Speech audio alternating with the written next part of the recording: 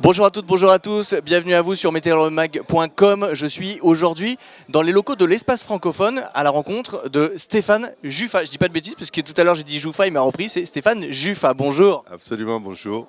Alors pour les gens qui ne vous connaissent pas encore, vous êtes le rédacteur en chef d'une agence de presse qui est située en Israël, qui s'appelle la Metula Agency. La Metula News Agency, mais tout le monde nous appelle la MENA. On existe déjà depuis presque une vingtaine d'années et on couvre les événements de la région, mais pas seulement, aussi les événements européens, les événements en Afrique, les événements aux États-Unis, avec 25 journalistes. Et on a quelques beaux succès à notre actif. Alors Stéphane, si je dis pas de bêtises, cette fois-ci votre agence est située donc dans le nord d'Israël, du côté du Golan. À Metula. Metula, non, en fait, Metula News Agency, c'est à Metula. c'est pratiquement à la frontière libanaise. Alors la rédaction se trouve à 400 mètres de la frontière libanaise. Donc en écrivant les articles ou en relisant ceux des autres, je vois le village de Kfar Kilé, qui est un village libanais dirigé par les chiites, par le Hezbollah, sous la fenêtre. C'est-à-dire qu'en fait vous êtes un petit peu aux premières loges dès qu'il y a des guerres, quoi. Ça c'est clair. Alors on fait nos interviews, on a aussi notre activité télévisuelle et puis on filme souvent la bagarre en face de nous, en arrière-plan, pendant que les gens débattent de la situation. C'est vrai, on est en première prise. Stéphane Juffa, actuellement c'est vrai que l'actualité est un petit peu chaude, on va dire, il n'y a pas que ici, il y a aussi en France évidemment, vu les événements qui se sont passés il y a quelques semaines à Paris. Quel regard vous avez-vous sur l'actualité, pas que en Israël d'ailleurs, dans le monde entier, et en tout cas sur l'actualité avec le Daesh qui sévit partout? Mais je crois qu'on ne peut pas parler de toute l'actualité parce qu'il nous faudra au moins une semaine. Mais en ce qui concerne l'État islamique ou le califat islamique, Daesh, c'est évident que j'ai été ému par ce qui s'est passé à Paris les 13 et 18 novembre. C'est abominable, de tuer des gens sans raison apparente, simplement parce qu'ils boivent un café sur une terrasse, parce qu'ils regardent un match de football ou parce qu'ils se trouvent dans une salle de concert. C'est l'absurde qu'il y a dans cet affrontement d'idéologie. Et je crois que ce mot est important parce qu'on ne le prononce pas assez, d'idéologie entre les djihadistes, les salafistes, c'est pas tout à fait la même chose, mais c'est la même famille, les wahhabites, qui sont des gens qui haïssent notre société occidentale, qui l'ont en horreur au point de désirer trouver la mort pour donner la mort à des gens tout à fait simples, tout à fait inconnus, qui participent de cette société occidentale. Alors voilà ce qui s'est passé, mais tout de suite pour moi d'ajouter qu'en Israël on connaît cette situation depuis très longtemps, depuis que je suis enfant. On a également des gens qui nous attaquent, qui nous tuent sans avoir de raison ni personnelle de nous tuer, ni des raisons de groupe. Il y a 2 jours, il y a 2 fillettes, une de 14 ans, une de 16 ans, une de 14 ans, une de 16 ans. C'est-à-dire qu'on ne peut pas conceptualiser une idée politique à 14 ans ou à 16 ans. Eh bien, elles n'ont pas trouvé de couteau, semble-t-il, elles ont pris des ciseaux, elles ont poignardé des gens dans le marché ouvert de Mahane Yehuda à Jérusalem. Donc on en est là. Il y a cette haine, ce débordement de haine qui est un mélange de religion, de nationalisme panarabe et d'hystérie et d'amour de la mort. Il y a un point qui est très important, c'est que les wahhabites, les salafistes ne considèrent pas la mort de la même manière que nous la considérons. C'est-à-dire que pour eux, c'est réellement une étape. Ce sont des super édénistes, c'est-à-dire des gens qui vont chercher dans la vie charnelle, dans la portion de vie charnelle, la clé du paradis. Et pour l'obtenir, donc, comme chez nous on a nos mitzvot, eh bien, chez eux ils en ont encore plus. Et puis il y a plus d'interprétations encore. Et puis en plus ils doivent servir l'islam, ils doivent servir l'expansion de l'islam parce qu'ils sont dans une dynamique qui veut contrôler l'ensemble du monde. Il faut que l'islam, que tout le monde croit à l'islam, que tout le monde adopte l'islam de gré ou de force, par la raison ou par le glaive.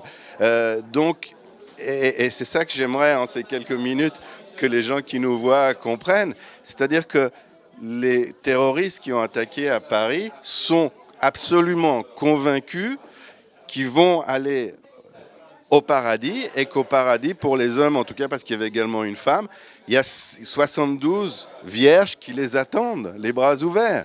Et ce sont des gens qui ont cette croyance suffisamment ancrée en eux pour se lever un beau matin, se passer une ceinture d'explosifs et pour savoir qu'ils ne dormiront pas dans leur lit. C'est-à-dire qu'ils ont décidé du jour où ils allaient mourir, ils ont décidé du jour où pour eux, ils allaient créer un fait exceptionnel en faveur de l'islam et gagner ainsi, le même jour, leur place au paradis à côté d'Allah.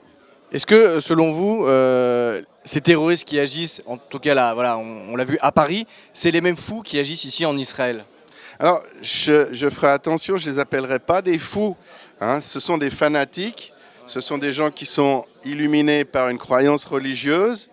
Ce sont des gens qui aiment la mort, qui aiment donner la mort, mais certainement pas des fous, au sens... Le fou n'a pas de raison, ne suit pas en rationnel. Ces gens suivent en rationnel, qui est au contraire très strict. Alors, je veux quand même répondre à votre question. Ce sont les mêmes. Ce sont absolument les mêmes. Il n'y a pas d'autre rationnel. Je vais parler dans quelques minutes du causalisme. Et le causalisme, c'est un principe tout à fait européen, tout à fait humaniste. C'est-à-dire que pour nous, il n'y a pas d'effet sans cause. C'est-à-dire que si je vous pousse, vous allez réagir d'une manière ou d'une autre.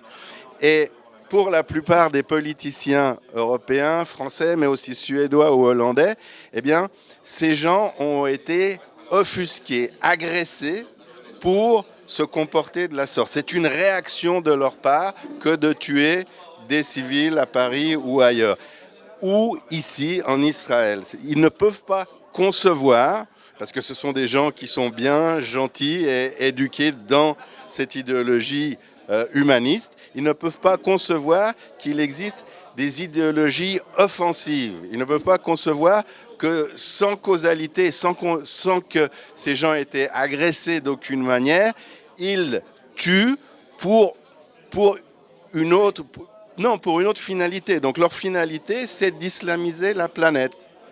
Mais pas forcément, je dirais pas du tout, parce qu'ils ont subi un affront préalablement. Et tant que les dirigeants politiques européens croiront au causalisme, eh bien, la guerre étant grandement une affaire de sémantique, en choisissant les mauvaises cibles, c'est ce qu'a fait par exemple la France dans ces 20 ou 30 dernières années, eh bien, quand on choisit les mauvais objectifs, on ne les atteint jamais.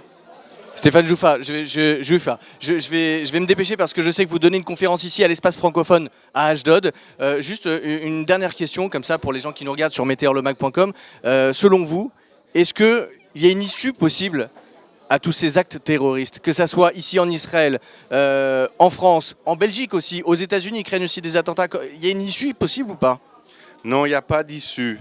Il n'y a pas d'issue avec les gens qui commettent ces crimes. Parce qu'ils sont, comme je viens d'essayer de l'expliquer, ils sont à des années-lumière de notre culture. Et il n'y a pas de pont.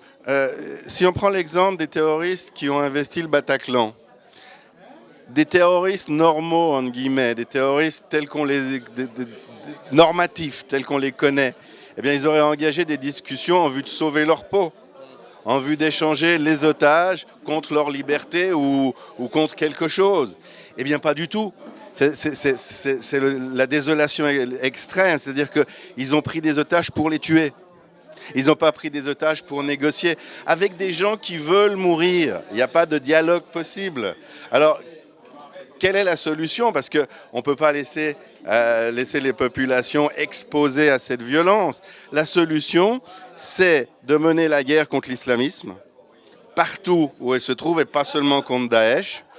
La solution, c'est enfin d'entrer dans les banlieues et dans les mosquées, non pas pour s'en prendre à tous les musulmans, parce que la grande majorité des musulmans n'a rien à voir avec les terroristes et partagent nos valeurs occidentales, hein, mais c'est un travail à faire au niveau de l'extérieur, au niveau de l'intérieur, et en tordant le cou au causalisme. C'est-à-dire qu'on peut plus raisonner en se posant indéfiniment la question, mais qu'est-ce qu'on leur a fait pour qu'ils se comportent comme ça?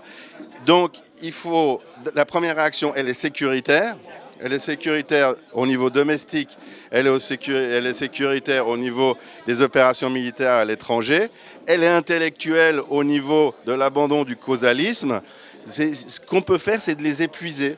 Et aujourd'hui d'ailleurs, une autre actualité est venue un petit peu bouleverser le monde politique. On a vu qu'un avion de la Russie s'est fait shooter par la Turquie. Ça va avoir des conséquences dans le monde? Ça peut. C'est un Sukhoi 24, un appareil de bombardement qui a traversé l'espace aérien turc, une toute petite partie, et qui a été abattu très probablement par un F-16. Maintenant, il a violé l'espace aérien turc. Il n'y avait pas de raison de l'abattre. Au niveau de la légalité, de la légitimité, on n'a pas le droit de violer votre espace aérien, certes, mais ça arrive pratiquement tous les jours entre des États normaux. Ici, on a affaire à deux personnalités qui sont très agressives, qui sont d'un côté Erdogan et de l'autre côté Poutine. Maintenant, il va falloir voir laquelle de ces deux personnalités va la première descendre de cheval, parce que si la Russie réplique ce soir, on est mardi, ce mardi soir ou cette semaine, par exemple en détruisant une base aérienne turque, la Turquie est un État membre de l'OTAN, de l'Alliance de l'Atlantique Nord, eh bien les autres pays de l'OTAN ont l'obligation de lui venir en aide. C'est-à-dire que si ces deux étalons ne se calment pas, il y a un risque de dérive vers une confrontation plus grande, même vers une guerre mondiale. Je n'y crois pas du tout, dans le sens où je pense que c'est un jeu, du point de vue de Vladimir Poutine, un jeu de provocation, que sans arrêt d'attaquer la Crimée, avant cela la Géorgie, l'est de l'Ukraine, d'envahir tous ces territoires, de ne pas hésiter à envoyer ses troupes et ses avions. C'est un jeu de provocation, mais je pense qu'il est suffisamment à jour des relations entre pays et entre armées et des relations de force pour ne pas effectuer le geste de trop. Je pense qu'il va entrer dans une confrontation diplomatique avec la Turquie, mais il va peut-être abattre un ou deux avions pour montrer qu'il n'a pas peur, pour montrer que c'est un mal. Hein, mais à mon avis, ça ne va pas dégénérer. Il va faire tout ce qui est en son pouvoir pour ne pas faire d'action, d'opération qui obligerait l'OTAN, qui obligerait la Turquie et peut-être d'autres pays aussi à intervenir. Et là, on perdrait bien entendu tout contrôle de l'étendue de ce qui se passe aujourd'hui en Syrie et en Irak. Stéphane Juffin, en tout cas, je vous remercie beaucoup pour cette interview. Pour les auditeurs et pour les internautes qui nous regardent, je rappelle qu'on peut regarder toutes les news de la Metula News Agency sur Internet, puisque je rappelle que vous êtes le rédacteur en chef de cette agence de presse. C'est une agence de presse internationale. Et en tout cas, merci d'avoir répondu à mes quelques questions. Je vous en prie. Et je vous souhaite de très bonnes fêtes de Hanouka, puisque ça arrive très bientôt. Merci.